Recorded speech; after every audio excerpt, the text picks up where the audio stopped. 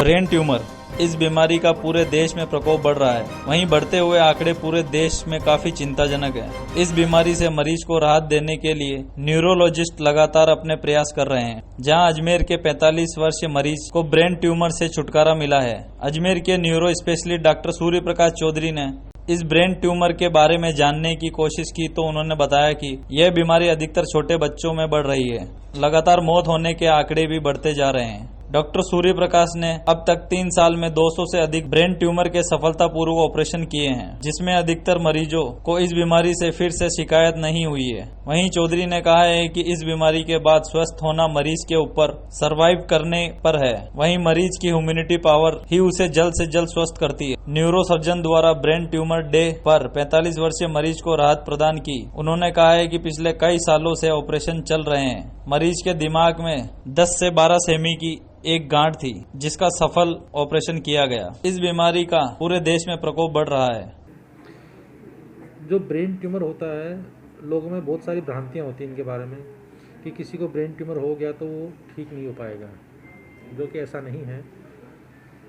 दिमाग में जो ट्यूमर होता है वो बेसिकली 2 टाइप्स के होते हैं। एक होता है बिनाइन ट्यूमर, जिसको हम कैंसर की श्रेणी में नहीं मानते हैं इन लेमन लैंग्वेज में। एक होता है मैलिग्नेंट ट्यूमर, जिनको हम कैंसर मानते हैं। तो जो बिनाइन ट्यूमर है उनका अगर हमें समय पे पता चल जाए तो पूरा इलाज संभव है और मरीज अपनी लगभग पूरी ज़िंदगी जी सकता है बिना किसी न्यूरोलॉजिकली इम्पेयरमेंट के। दूसरी बात आती है कि किसी भी आम आदमी को कैसे पता चलेगा कि उसको ब्रेन ट्यूमर है, या उसको कब हॉस्पिटल जाके डॉक्टर की सलाह लेनी चाहिए।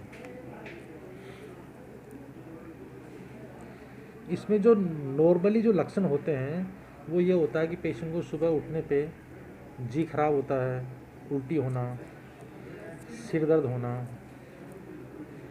मरीज को दौरे आना,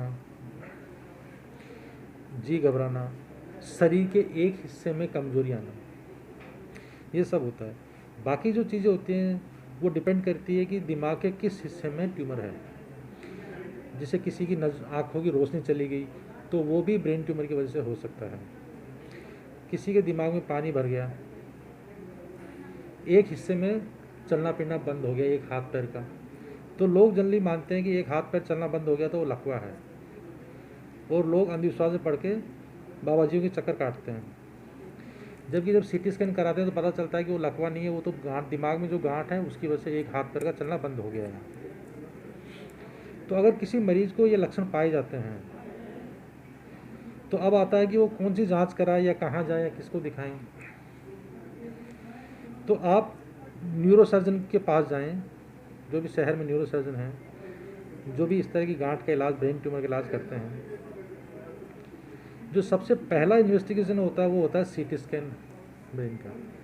तो सीटी स्कैन से हमें ये पता चल जाता है कि दिमाग के कौन से हिस्से में गांठ है या नहीं है, या लकवा होने की कोई दूसरी वजह है। सीटी स्कैन के बाद हमें अगर उसके बारे में और जानकारी चाहिए होती है तो हम उस पेशेंट की एमआरआई कराते हैं, ब्रेन की एंजियोग्राफी कराते हैं, ताकि उससे ये पता चल सकता है कि जो गांठ है वो बहुत ज़्यादा खून निकलने वाली है या नॉर्मल गांठ है या कैसी है। या एमआरआई से हमें ये पता चल जाता है कि वो दिमाग के किस हिस्से में है। हम बहुत सारे गांठ ऐसी होती है दिमाग के जिनको हमें सिर के ऊपर से खोल के करना पड़ता है। कुछ गांठें ऐसी होती है जिनको हम नाक के द्वारा भी ऑपरेशन कर सकते हैं।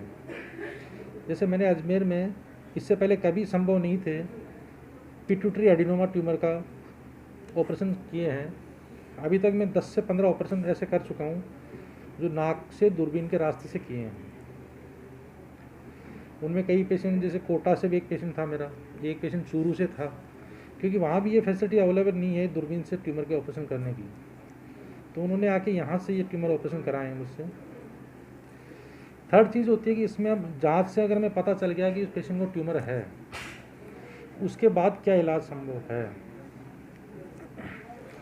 तो जो बिनाइन ट्यूमर है उनमें इलाज सर्जरी का बहुत अच्छा रिजल्ट है। पेशेंट को सर्जरी से कंप्लीट जो दिमाग पे गांठ की वजह से दबाव होता है वो तुरंत हट जाता है। तो दबाव की वजह से जो सिम्टम्स होते हैं वो इमीडिएटली पेशेंट को ठीक हो जाते हैं। उसके बाद हम जो गांठ आती है उसको बायोप्सी के लिए भेजते हैं, जिस जांच से हमें पता चलता है कि गांठ कौन सी स्टेज की है, बिनाइन है, मैलिग्नेंट है, बहुत तेज़ी से बढ़ने वाली है या बहुत धीरे धीरे बढ़ने वाली है। कुछ केसेस में जिसमें गांठ ऐसा लगती है कि बहुत तेज़ी से बढ़ने वाली होती है, उसमें हमें ऑपरेशन के बाद में मरीज को रेडियोथेरेपी और कीमोथेरेपी भी देनी पड़ती है। मैंने जो कई पेशेंट को ऑपरेट किया तो हमारे यहाँ जेएलएन में भी रेडियोथेरेपी की सुविधा है, जिसमें कि कोई स्पेशल चार्ज नहीं है। तो वहाँ से मेरे कई पेशेंट रेडियोथेरेपी और कीमोथेरेपी कराते हैं, जिसका अच्छा रिजल्ट है और पेशेंट को बाहर कहीं और नहीं जाना पड़ता है। तो जैसे अभी मैं एवरेज एक महीने में 5 से 10 ब्रेन ट्यूमर ऑपरेट करता हूँ, तो ब्रेन ट्यूमर का प्रेवलेंस भी अभी बढ़ गया है कंपेरेटिव टू बैक। अब इसमें आता है कि बच्चों में और बड़ों में, तो बच्चों में भी ब्रेन ट्यूमर के चांसेस प्रेवलेंस बहुत ज़्यादा है। दिमाग के 2 हिस्से होते हैं, एक ऊपर वाला हिस्सा होता है, एक नीचे वाला हिस्सा होता है। तो एडल्ट पेशेंट में ऊपर वाले हिस्से में ट्यूमर ज़्यादा होते हैं, बच्चों में दिमाग के नीचे वाले हिस्से में ट्यूमर के चांसेस ज़्यादा होते हैं। अब इसमें डिपेंड करता है कि कौन से हिस्से में ट्यूमर है और कितना रहेगा। वो एक बार आप अगर स्पेशलिस्ट से सलाह लेंगे तो उसी के बाद हम बता पाते हैं कि किस ट्यूमर का क्या प्रोग्नोसिस रहता है। तो लक्षण की बात करें तो किस